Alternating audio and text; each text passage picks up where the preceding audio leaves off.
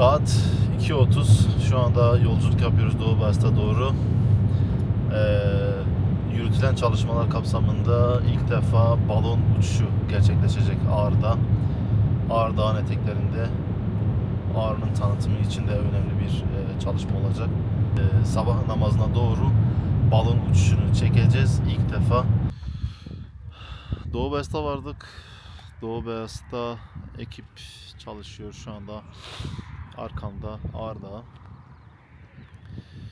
Balonu uçacak ekip de şu şekilde hazırlıklarını ve çalışmalarını yapıyorlar.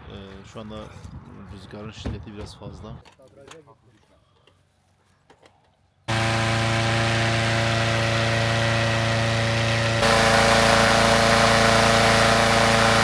Kaldırırsan bekle.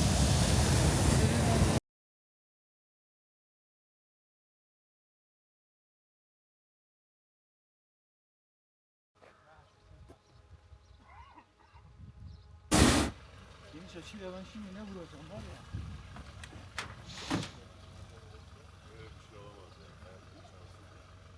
Bugün burada Ağrı Doğu Beyazıt'ta test uçuşlarımıza geldik. Bugün ikinci günümüz. Allah izin verirse rüzgar şartları elverişli olursa tekrardan uçuşumuza başlayacağız. Bizim için öncelikle gurur verici bir şey. Türkiye'nin her noktası bizim için özel ve güzel. Özellikle Ağrı Doğu Beyazıt, İshak Paşa Sarayı olmak üzere böyle bir coğrafyada, böyle bir yerde uçuşumuzu gerçekleştirmek, böyle bir manzarayla güne başlamak, Ağrı Dağı'nın etrafında irtifayla buluşabilmek bizim için gerçekten güzel bir manzara ve güzel bir deneyim oluyor. Test uçuşlarını yapabilmenin şerefi ayrı bir şey. Çünkü bölgenin ilk uçuşlarını biz gerçekleştiriyoruz. Şöyle bahsedeyim, bizim için gün doğumu saatinden yarım saat öncesi uçuşlarımıza başlamamız gerekiyor. Çünkü biz aletli uçuş yapmadığımız için, görerek uçuş yaptığımız için görüş mesafesinin bize açık olması gerekiyor. Onun dışında rüzgarın belli bir limitlerimiz var. O limitleri geçmemesi gerekiyor. Çünkü inişlerdeki hem konfor hem güvenlik açısından bizim için bunlar gerçekten önemli detaylar. Yağış, bulut, tabii bazı etkenler daha var. Bunun dışında tamamen ilk önceliğimiz bizim güvenlik. Hazırlıklar tamamlandı. Birazdan havalanacağız. Test uçuşu gerçekleştirilecek. Ağrı Dağı'nın arkasında oldu. Döndü mü bu taraf?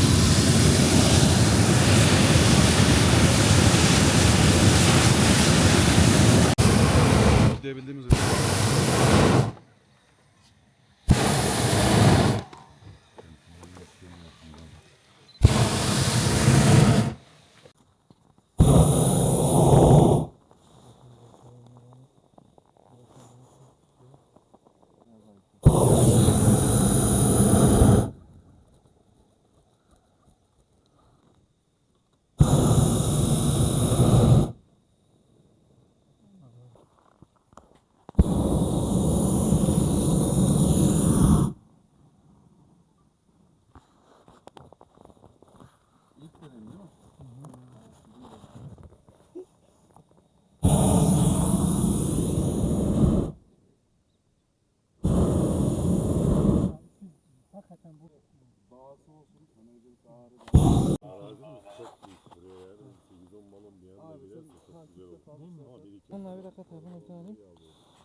Yaklaşık 400-500 metre şu anda yükseklikteyiz.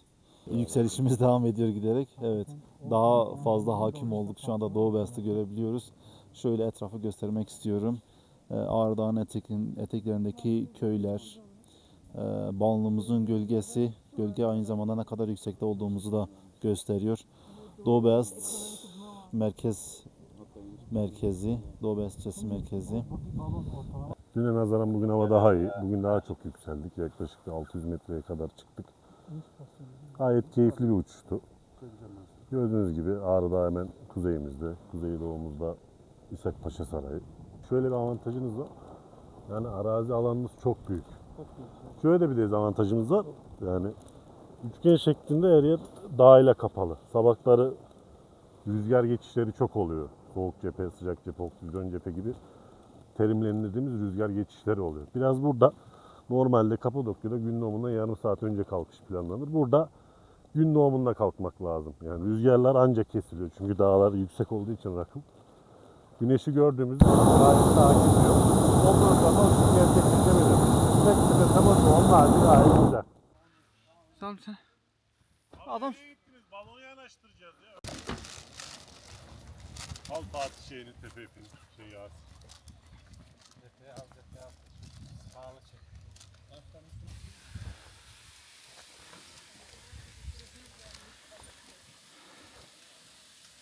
Bunların hepsi oraya ait.